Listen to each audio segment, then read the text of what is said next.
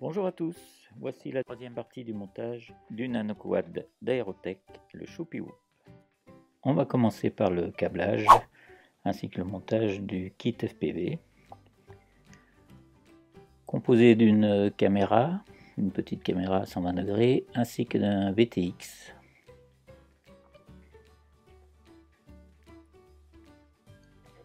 Alors, pour commencer, on va s'occuper de la caméra.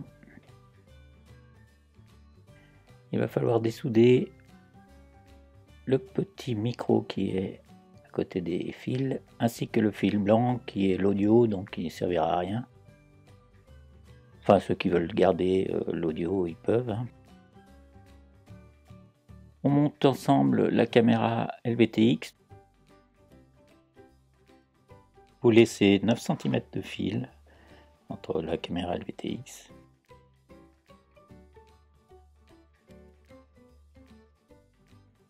On engage la petite caméra sur son support, donc par le haut. Les fils ressortent par l'avant.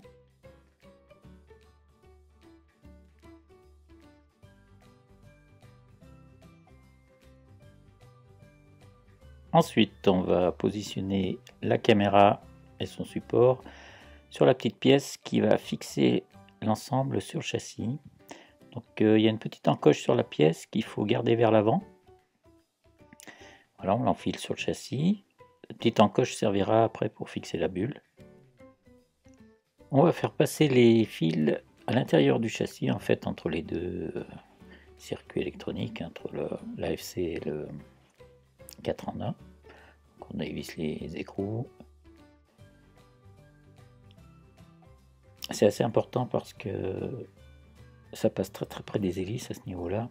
Donc pour éviter tout problème avec les fils, il vaut mieux les passer à l'intérieur. Alors bien faire attention en les passant à l'intérieur, bien sûr, parce qu'il n'y a pas énormément de place. Donc vous faites attention de toujours pas coincer les câbles. Bon, normalement il y a un peu de place, il n'y a pas de souci, il faut bien les positionner. On serre provisoirement, parce qu'après il faudra le redémonter par la suite. Voilà, donc les fils sont bien rangés.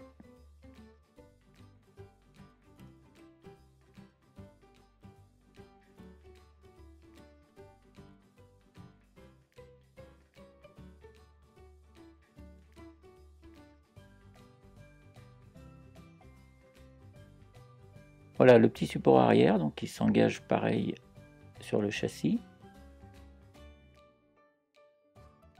Vous avez deux petits tétons dans l'arceau qui servent à bloquer la bulle, c'est-à-dire qu'ils vont s'engager dans les supports. Voilà, il y a une petite encoche qui est prévue pour. Le téton extérieur vers l'arrière et l'intérieur à l'avant. Une petite vis de 2x4 ainsi qu'un écrou 2. Vous rentrez la vis par le dessous sur le support arrière. Enfoncez bien à fond et l'écrou lui vient se mettre dans un logement qui est imprimé. On serre le support arrière.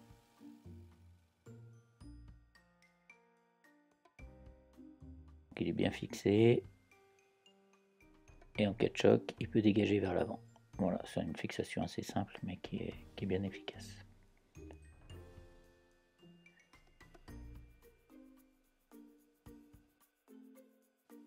Vous avez une bulle qui est livrée avec le châssis. Il est quand même conseillé de la peindre et de la décorer avant de la découper, c'est mieux.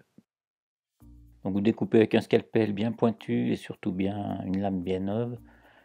Ou alors si vous avez mieux, voilà, ça c'est des outils qui servent pour les carrosseries de voitures. Donc ça c'est pour faire les trous et les petits ciseaux avec le bout arrondi qui sont bien pratiques pour le Lexan ou le plastique. Sinon vous prenez les ciseaux normaux, ça va très bien aussi. Voilà une bulle faite. Donc vous avez une petite plaque d'autocollant, si vous voulez l'utiliser, vous l'utilisez. Sinon vous faites votre déco perso, c'est comme vous voulez. Alors sur l'arrière de la bulle, il y a une petite encoche qu'il faut faire pour pouvoir passer le petit téton justement qui fixe la bulle sur le châssis. On va mettre deux vis sur la bulle, une devant et une derrière, donc avec les deux petits trous qui ont été faits. Les vis plastiques, donc c'est des vis qui sont spéciales pour le plastique. les serrez modérément aussi, hein, parce que c'est de la pièce imprimée en 3D, donc ça reste quand même assez fragile, enfin fragile, pas fragile, mais il faut faire attention au niveau du serrage.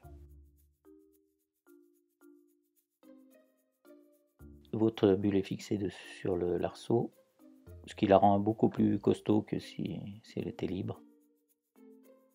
Pour l'engage par l'avant, on la glisse sur le châssis bien à plat et on fait rentrer les deux tétons dans les encoches devant derrière.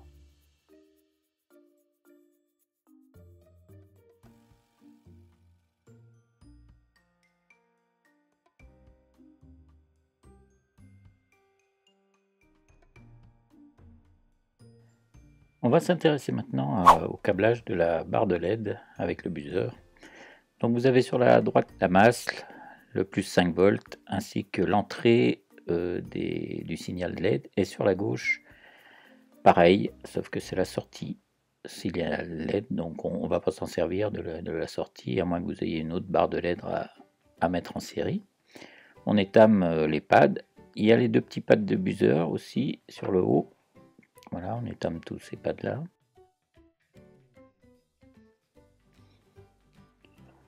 Alors la barre de LED va se monter sur le petit support qui est derrière, donc il est possible qu'elle force un peu. Si elle force trop, mettez un petit coup de papier de verre, c'est mieux, pas casser le support. Dans le kit vous pouvez trouver deux cordons, 3 brins avec deux connecteurs. Donc si vous voulez monter votre barre de LED pour pouvoir la débrancher, vous pouvez utiliser ces cordons, ou alors autrement vous la montez en direct. Vous dénudez les brins. Sur le connecteur, c'est à l'arrière droit, hein, vous allez voir, pour souder l'entrée in, vous faites bien attention, c'est marqué V in, D in, pardon. Donc ça va être le signal D in, plus, moins, donc rouge et noir, c'est du 5 volts, donc ça sort du bec de la carte de vol qui va alimenter les LED. Attention, hein, attention des LED, c'est bien 5 volts. Une autre petite précision aussi au niveau de l'émetteur vidéo, on ne va pas utiliser la sortie filtrée, parce que la sortie filtrée c'est directement de la lipo, et l'émetteur vidéo il supporte pas le 7 volts, je crois qu'il est, enfin il faut mettre du 5 volts. Donc on utilise aussi le bec 5 volts. Donc là on branche les trois fils, les trois sorties, le noir sur la masse.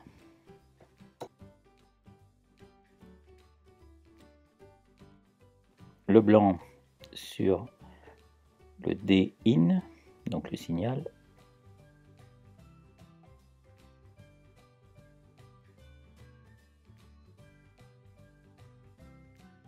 Le rouge sur le plus. Le petit fil aussi pour le buzzer. Donc là pareil, hein, plus et moins. C'est indiqué. On étame les deux fils et on va les brancher sur les deux petits pads qui sont en haut. Ils sont marqués 5 volts buzz.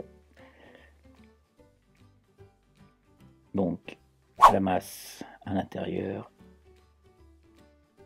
et le plus, le rouge côté extérieur de la barre de LED. Alors vous faites pas comme moi j'ai monté la barre de LED avant et vous allez voir qu'après on n'arrive plus à la rentrer. Voilà, donc on peut pas, il faut redémonter. Donc le petit support de barre de LED, vous le montez pas tout de suite, vous le montez comme ça après avoir soudé la barre de LED.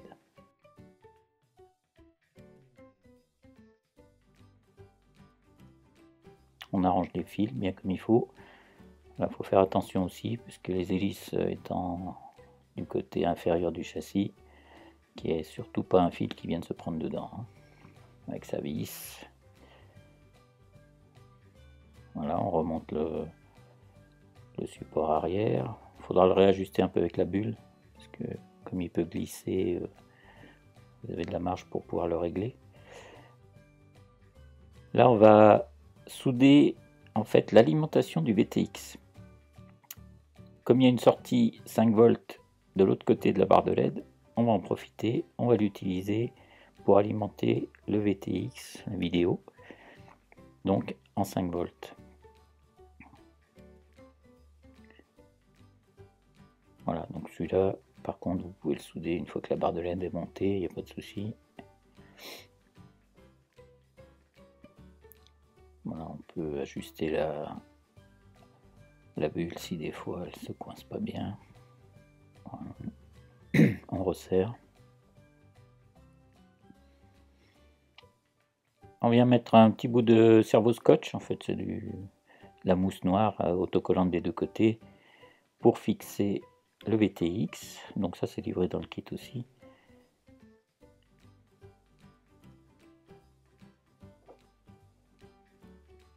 Et on vient souder les deux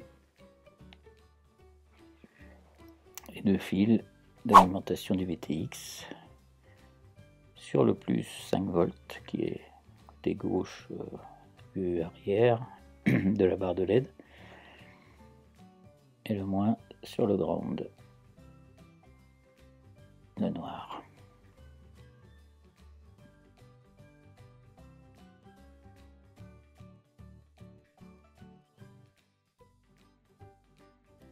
On arrange les fils.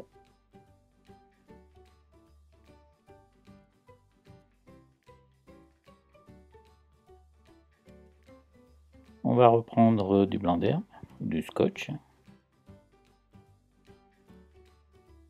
Sur le VTX, il y a un afficheur qui lui est très fragile.